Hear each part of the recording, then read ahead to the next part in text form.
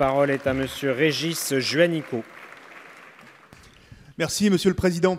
Madame la Ministre, on ne réforme pas le Code du travail par ordonnance de façon expéditive. Le Président de la République a parlé à Versailles de revalorisation du travail parlementaire. Mais le deuxième texte de cette nouvelle législature, examiné ici à l'Assemblée nationale, est un projet de loi d'habilitation qui autorise le gouvernement à légiférer par ordonnance, c'est-à-dire que vous allez enjamber le Parlement, vous allez effacer en grande partie le Parlement.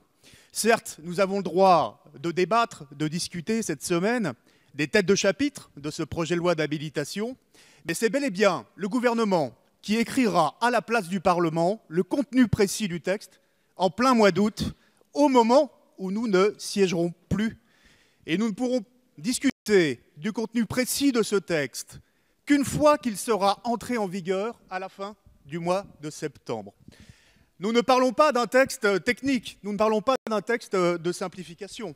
Nous parlons de la vie quotidienne de 20 millions de salariés. Ce que vous appelez les rigidités du Code du travail, ce sont les protections fondamentales, les garanties élémentaires, les droits collectifs associés au contrat de travail.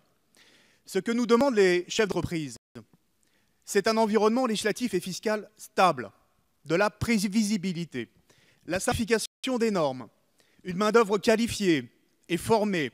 Ils ne demandent pas plus de précarité, plus d'instabilité pour leurs salariés. D'ailleurs, c'est anti-économique et aujourd'hui, un salarié qui est dans la précarité, cela ne va pas aujourd'hui développer les carnets de commandes des entreprises.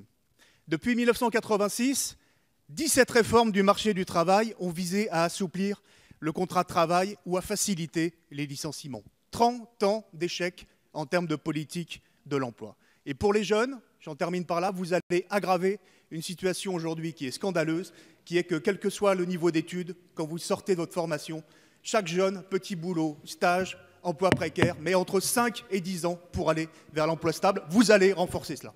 Merci, Monsieur Juanico.